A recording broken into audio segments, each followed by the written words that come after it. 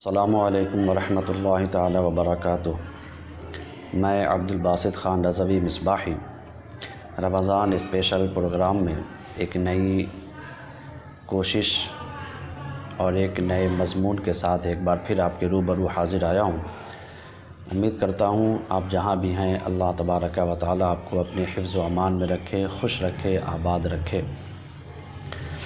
میں نے پچھلے ویڈیو میں یہ کہا تھا کہ شکاری جانور، بہت سارے احباب ایسے ہیں جو شکار کا شوق رکھتے ہیں، تو شکاری جانور کے ذریعے یا شکار کیا ہوا جانور کس صورت میں ہمارے لیے جائز ہے، حلال ہے، اور کب وہ حرام ہے، ناجائز ہے، اس حوالے سے آج ایک مضمون میرے ذہن میں ہے اور اسی حوالے سے میں نے آیت شریفہ کا بھی انتخاب کیا ہے۔ یہ سورہ مائدہ کی آیت شریفہ ہے، تو آئیے دیکھتے ہیں کیا کچھ اس آیت شریفہ میں اللہ تبارک و تعالی نے احکام بیان فرمائے ہیں، اور اسی ضمن میں حدیث پاک بھی انشاءاللہ تبارک و تعالی پیش کرنے کی سعادت حاصل کروں گا۔ اعوذ باللہ من الشیطان الرجیم، بسم اللہ الرحمن الرحیم۔ یسألونک ماذا احل لهم قل احل لکم الطیبات وما علمتم من الجوارح مکلبین تعلمونہن مما علمکم اللہ فَكُلُوا مِمَّا أَمْسَكْنَا عَلَيْكُمْ وَاذْكُرُوا اسْمَ اللَّهِ عَلَيْهِ وَاتَّقُوا اللَّهَ إِنَّ اللَّهَ سَرِيعُ الْحِسَابِ۔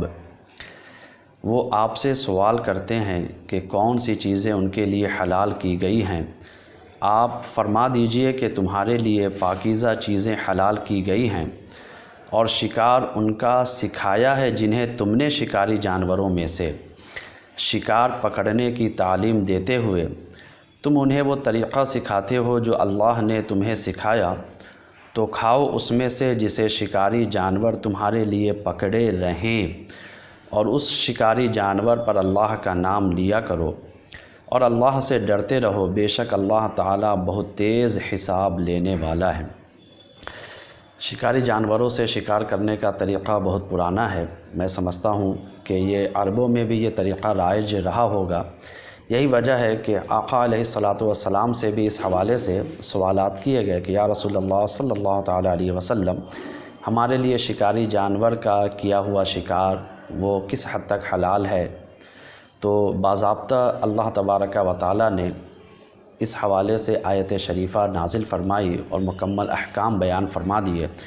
اس زمرے میں احادیث طیبات بھی میرے سامنے موجود ہیں، انہی سے فقہاء کرام نے مسائل اخذ کیے اور ہمارے لیے انہوں نے مسائل شریعت کے اصل احکام ہم تک پہنچانے کی کوشش کی۔ اللہ تبارک و تعالیٰ ان فقہاء کے مرقت پر بھی کروڑوں رحمتیں نازل فرمائے۔ بلا شبہ اس میں کوئی شک نہیں ہے کہ شکاری جانور کا کیا ہوا شکار ہمارے لیے حلال ہے، لیکن اس کے لیے چند شرائط موجود ہیں۔ پہلے ہم اس شرائط پر غور کرتے ہیں، پھر حدیث پاک دیکھیں گے۔ شکاری جانور مسلمان کا پالا ہوا ہو، شکاری جانور مسلمان کا پالا ہوا ہو، غیر مسلم کے جانور کا شکار مسلمان کے لیے حلال نہیں۔ یہ شرط نمبر 1 کہ وہ شکاری جانور کی ٹریننگ کس نے کی ہو؟ مسلمانوں نے کی ہو، اور وہ مسلمانوں کے یہاں ہی پلا ہو، رہتا ہو۔ دوسری شرط یہ ہے کہ شکاری جانور کو پوری طرح شکار کی تربیت دی گئی ہو۔ اب یہ کیسے پتہ چلے گا کہ یہ جانور فل ٹریننگ یافتہ ہے، پوری تربیت اس کی ہو چکی ہے؟ اس کی علامت بھی موجود ہے۔ اگر شکاری جانور بالکل شکار کے قریب پہنچ جائے اور اسے مالک واپس بلائے تو وہ شکار کو چھوڑ کر واپس آ جائے۔ شکار کر لیا، جانور وہاں موجود ہے، اب اگر وہ شکاری جانور کو اس کا مالک آواز دے تو وہ واپس آ جاتا ہے، اور اس شکاری جو شکار کیا ہوا جانور ہے وہ اسے منہ نہیں لگاتا۔ یہ علامت، یہ پہچان ہے اس بات کی کہ وہ باضابطہ طور پر اس کی ٹریننگ پورے طور پر کی گئی ہے اور وہ مکمل تربیت یافتہ ہو چکا ہے۔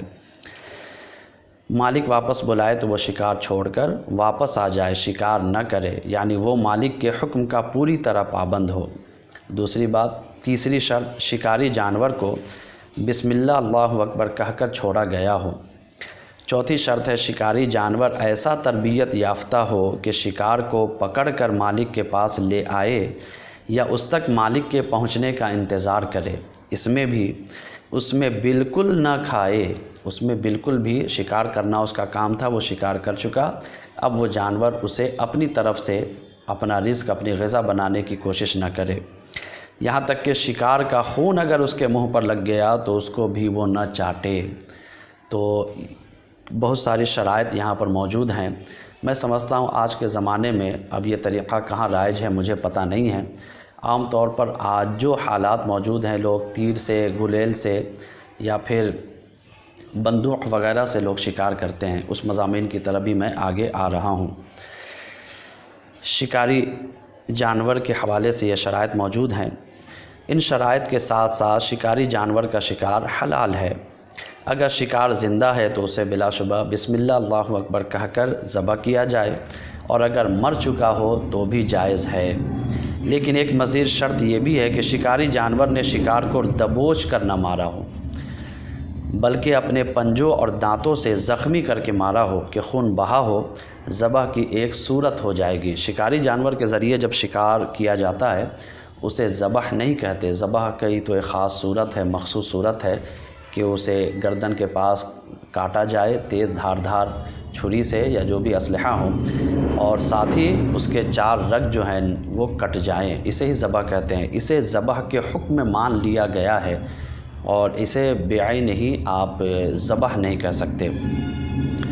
دبوچ کر مارنے کی صورت میں شکار حرام ہو جائے گا۔ وہ منخنقہ جس کا تذکرہ میں نے پچھلے ویڈیو میں کیا ہے، اس کے حکم میں یہ آ جاتا ہے۔ حدیث پاک میرے سامنے ایک موجود ہے نسائی شریف کی، وقت میرے پاس نہیں ہے کہ میں بہت لمبی احادیث پیش کروں، چھوٹی حدیث پاک ہے۔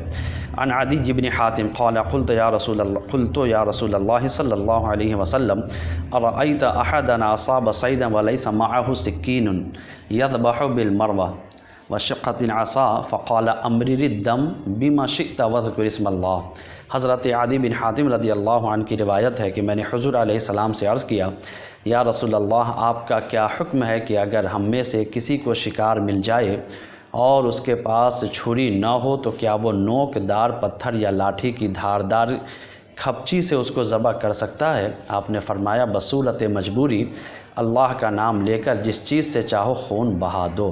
پتہ چلا تھوڑا خون بھی اگر نکل جائے تو وہ ذبح کے حکم میں مان لیا جائے گا۔ ایک اور حدیث پاک میں پہلے پیش کرتا ہوں پھر مزید گفتگو۔ بخاری اور مسلم شریف کی حدیث پاک ہے، متفق علیہ۔ حضرت عدی بن حاتم کی روایت ہے کہ حضور علیہ السلام نے مجھ سے فرمایا کہ جب تم اپنے کتے کو چھوڑو تو اس پر اللہ کا نام لو۔ اگر وہ تمہارے لیے شکار کو روکے رکھے اور وہ زندہ ہو تو اسے ذبح کر لو، اور اگر تم پاؤ کہ اس نے مار دیا لیکن اس میں سے کھایا نہیں تو اسے کھا لو، اور اگر اس نے کچھ کھا لیا تو تم نہ کھاؤ، کیونکہ اس نے اپنے لیے شکار کیا تھا۔ اگر تم اپنے کتے کے ساتھ دوسرا کتا پاؤ اور شکار کو مار دیا ہے تو اسے نہ کھاؤ، کیونکہ اس نے اپنے لیے شکار کیا تھا۔ اگر تم اپنے کتے کے ساتھ دوسرا کتا پاؤ اور شکار کو مار دیا ہے تو اسے نہ کھاؤ، کیونکہ تمہیں نہیں معلوم کہ دونوں میں سے کس نے مارا ہے۔ اور جب تم تیر مار دو تو اس پر اللہ کا نام لو، اور اگر وہ شکار تم سے ایک دن غائب رہے پھر ملے تو اگر تم اس پر اپنے تیر کے سوا کوئی دوسرا نشان نہ پاؤ تو کھا لو اگر چاہو، اور اگر شکار پانی میں ڈوبا ملے تو نہ کھاؤ۔ یہیں سے پتہ چلتا ہے کہ تیر ہے، تلوار ہے، چھری یا کوئی بھی دھاردار چیز جو نوکدار ہے، اس سے بسم اللہ اللہ اکبر کہہ کر جانور کو مارا جائے جس سے وہ زخمی ہو اور خون بہنے لگے تو ایسا جانور ذبح کے حکم میں ہے، حلال ہے۔ لیکن بندوق وغیرہ کی گولی سے اگر جانور مر گیا تو وہ ذبح کے حکم میں نہیں ہے۔ کیوں؟ اس لیے کہ میں نے پہلے بتایا ہے کہ بندوق جو ہوتی ہے وہ گولی جو لگتی ہے تو وہ جلا کر مارتی ہے، اور جلا کر مارنے والے کو ذبح کے حکم میں ہم نہیں لے سکتے ہیں۔ یہ ہو سکتا ہے کہ بندوق کی گولی جا کر لگی اور اس کی وجہ سے وہ زخمی ہوا، جب آپ اس زخمی کے پاس پہنچتے ہیں اور وہاں پر جا کر آپ نے اسے زندہ پایا، اب آپ اسے ذبح کر لیں تو اس میں کوئی دقت اور حرج کی بات نہیں۔ یہی مسئلہ گلیل کا بھی ہے کہ آپ نے گلیل مارا اور وہ گر گیا تو آپ جائیں، وہ زندہ ہے، آپ اسے ذبح کر لیں، بلا شبہ وہ جائز ہے۔ تو گولی سے مارا اور وہ مر گیا تو آپ بہت سارے احباب کا یہ کہنا ہے کہ نہیں، گولی چلاتے وقت بھی اگر کوئی بسم اللہ اللہ اکبر کہہ کر گولی چلائے تو اور اس سے وہ جانور یا وہ پرندہ مر جاتا ہے تو اس کا کھانا جائز ہے۔ میری نظر میں جو کتاب موجود ہے یہاں بالکل اسے غلط قرار دیا گیا اور اسے مردار ہی بتایا گیا ہے۔ بتانا یہ ہے میرے دوستوں اور احباب کہ شکار کیا ہوا جانور کے حوالے سے جتنی صورتیں حدیث پاک نے بیان فرمائی ہے، فقہاء کرام نے وہیں سے مسائل اخذ کیے اور ان شرائط کے ساتھ ہمیں وہ طریقہ بتایا کہ کس طریقے سے شکاری جانور کو تربیت دی جائے اور اس کا شکار کیا ہوا جانور ہمارے لیے جائز ہے، حلال ہے۔ ایک غلط فہمی ہمارے درمیان ایک اور بھی ہے، اس مسئلے میں ہم حساس نہیں ہیں، وہ یہ کہ آج کل ہم جب قصاب سے یا جو اس طرح کا پیشہ کرتے ہیں یا جن کی تجارت ہے، جب ہم ان کے یہاں گوشت لینے کے لیے جاتے ہیں، بازار کا دن ہے، مارکیٹ کا دن ہے، بھیڑ بھاڑ والے دن ہے اور دکانوں پر زیادہ لوگ آ چکے ہوتے ہیں، تو پھر وہ اس بات کا خیال نہیں رکھتے جو اس چیز کو بیچتے ہیں وہ مسلم ضرور ہوتا ہے، لیکن بسم اللہ اللہ اکبر وقت ذبح کا کر ذبح کرنے کا اہتمام وہ نہیں کرتے، اور بسا اوقات تو ایسا بھی دیکھا گیا کہ منہ کے اندر وہ پان چبا رہے ہوتے ہیں یا وہ گٹکھا وغیرہ رکھے ہوتے ہیں اور اسی حالت میں وہ زبردست انداز میں وہ جانور کو کاٹ رہے ہوتے ہیں، اگر وہ مرغی ہے تو اسے کاٹ رہے ہوتے ہیں۔ وقت ذبح، میں نے پہلے بھی کہا، وقت ذبح اگر اللہ کا نام نہ لیا جائے، بسم اللہ اللہ اکبر پڑھ کر ذبح نہ کیا جائے، وہ ہمارے لیے بالکل بھی جائز اور حلال نہیں ہو سکتا ہے، وہ خبیث ہے، ناجائز ہے، مردار ہے۔ تو آپ جو چیز لے رہے ہیں یہ آپ کی ذمہ داری ہے، اور آپ یہ کہہ کر نہیں بچ سکتے کہ ہم نے تو اسے مسلمان سمجھا اور وہ کیا کرتا ہے ہم اس پر غور نہیں کریں گے۔ جی نہیں، آپ کی ذمہ داری ہے کہ آپ جو چیز خرید رہے ہیں اس کے ظاہری احوال کو آپ دیکھ رہے ہیں کہ یہ منہ میں کچھ رکھا ہے یا اس نے وقت ذبح زبان بھی اس کی حرکت نہیں کی، منہ کے ہونٹ بھی نہیں دبدبائے اور پھر یہ ذبح کر گیا، تو ظاہر سی بات ہے اس نے کچھ پڑھا نہیں ہے۔ تو رزق کے معاملے میں حساس ہونا یہ ہماری ذمہ داری ہے کہ اگر ہم غیر محتاط اگر رزق کے معاملے میں رہے، غذا کے معاملے میں رہے، یہ ہمارے لیے بہت بڑی تباہی کا سبب بن سکتا ہے اور بن رہا ہے۔ میں سمجھتا ہوں کہ اللہ تبارک و تعالی ہمیں عقل سلیم عطا فرمائے اور ان چیزوں سے ہم بالکل بھی بے نیاز نہیں ہو سکتے، یہ ہماری ذمہ داری ہے۔ اللہ تبارک و تعالی ہمیں توفیق عطا فرمائے، اپنی غذا کو پاکیزہ بنائے، اپنے بچوں کو پاکیزہ غذائیں دے تاکہ آپ کے بچے آپ کے فرما بردار بنے، نیک بنے، صالح بنے، پرہیزگار بنے۔ السلام علیکم ورحمۃ اللہ تعالی وبرکاتہ۔